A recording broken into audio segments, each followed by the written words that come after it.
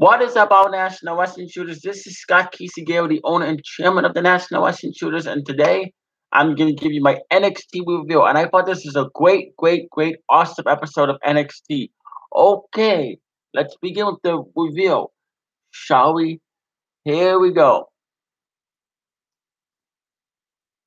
Mauro Ronaldo, Percy Watts, Nigel McGuinness welcome us to the full sale hype the handicap match. Jonathan Coachman is showing the audience that he's a big fan of stakes and weights, baby. Okay, Team 61 defeated Heavy Machinery via pinfall. Miller undoes with his feet on the rope. Shane Thorne starts with Otis the stars of like taunting Mendoza as the crowd chants for HM. The faces control the early action, getting a big pop for a spot where they tie Nick Miller and end up in the corner ropes, while Otis and Tucker Knight are spawned as a battering ram against his partner. A blind tag lets Shane in a European uppercut cut on Knight while he was covering Miller and put the off-season control. Team 61 work over Tuck White in the corner, but Knight digs deep into the count to counter and suplex both his opponents. Starzovic runs through Miller and Thorne, but a pinfall after the catapult elbow is broken up by Shane. Knight misses a charge in the corner and flies to the floor, but Dozer looks to have Nick in trouble, but he part.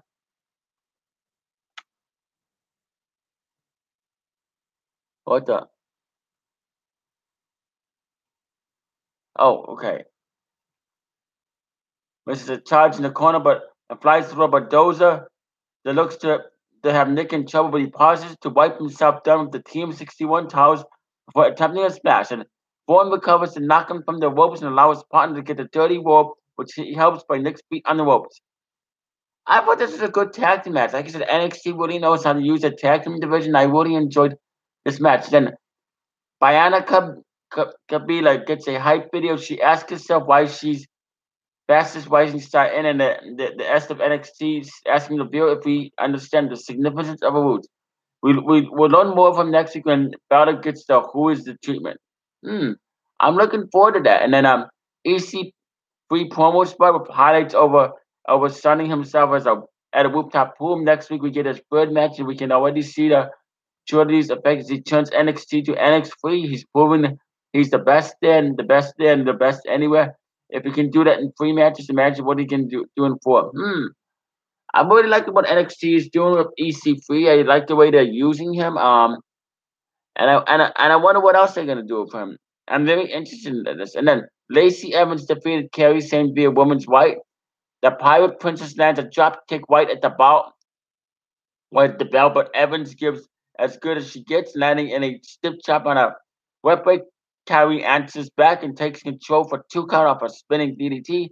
Lacey evades and stomps Sane's arms up the top of the ropes to take control, working West holds and strikes that target Carrie's elbow in ring. The comeback comes with kicks, a big blockbuster spear at sliding elbow. Evans slides up to try to get a breather, but gets hit with another leaping elbow to the back.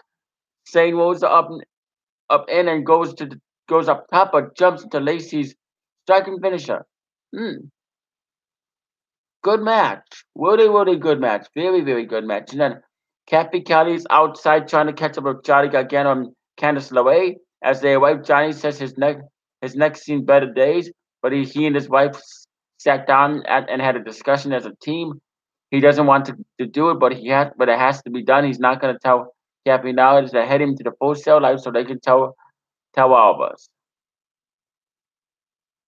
Recap of last week's main event, which broke it down into Orny Lorcan and Danny Butch getting a statement pin on tag champs. Undisputed Era, they show up the foul clip from last week where they carry title shot.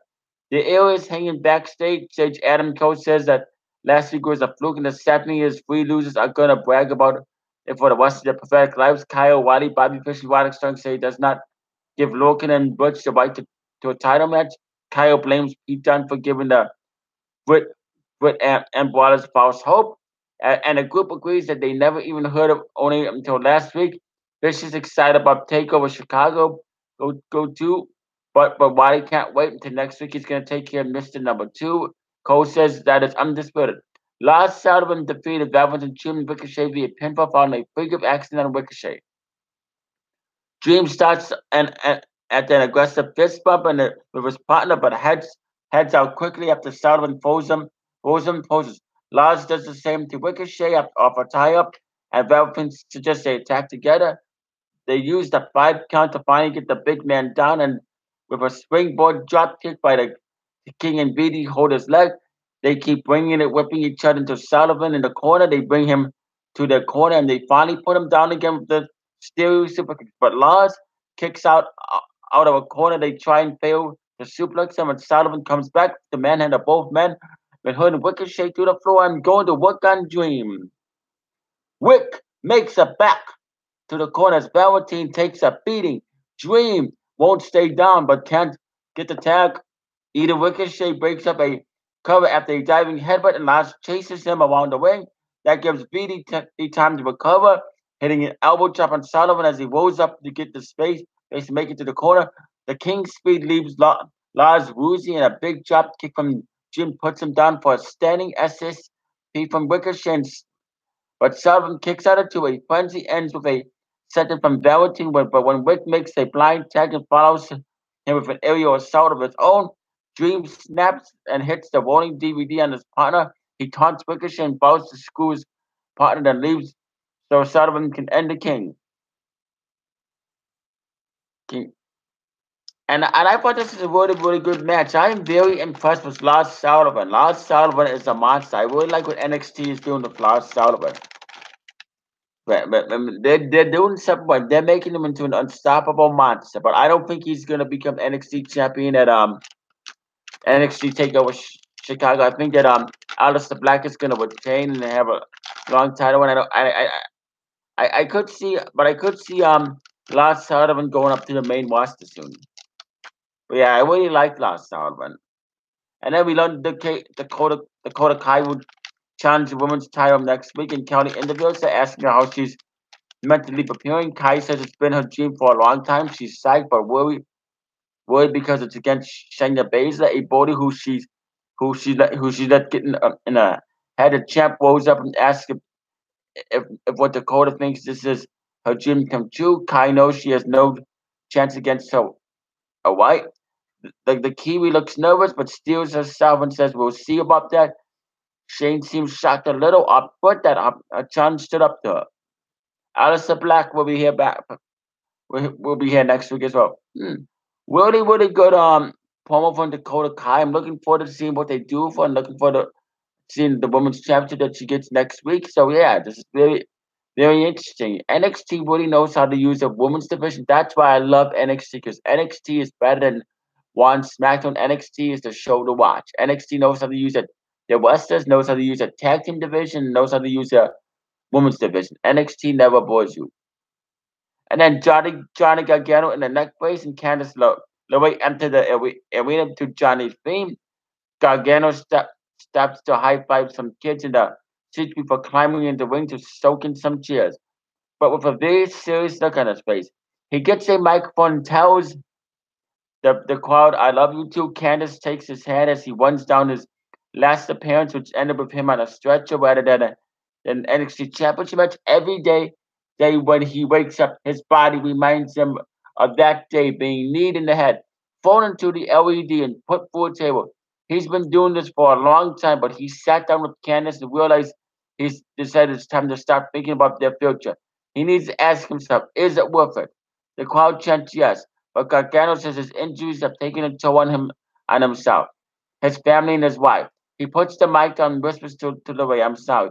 He whips up the neck brace as Candice gets upset and screams, damn right it is. He calls out Ciampa as Mrs. Wrestling runs off. Ciampa arrives and says, boy, you have till one to walk to the ring and change your mind. LeRae returns with a referee to split them up, and Candice pulls Johnny up the ramp.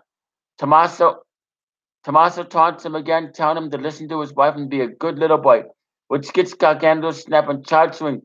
LeRae tries to grab him again, and when Ciampa shoves him down on the apron, he flies into his wife, knocking her to the ramp. The Blackheart looks kind of concerned himself, then sneaks away as Gargano checks on his wife, barking at officials to get help. She does move before credits come up, and that's how the show ends. And I would give this NXT a 9 out of 10, 5 stars, 2 thumbs up, way up. NXT definitely was way better than a garbage War episode and that decent SmackDown Live episode. NXT has definitely defeated the garbage War episode and has defeated the decent SmackDown. So NXT once again proves why they are way better than one SmackDown Live. They know how to use the division. NXT is the show to watch. Anyway, like I say, NXT gets 5 stars, a 9 out of 10 to a triple plus. Comment down below in the comment section. Tell me what you thought of NXT and what you think is going to happen next week. Anyway, you stay classy, live long and prosper in peace, and I will be back later here tonight to do an Impact Wrestling vote. Well, good night, everybody, and stay classy and live long and prosper and peace out.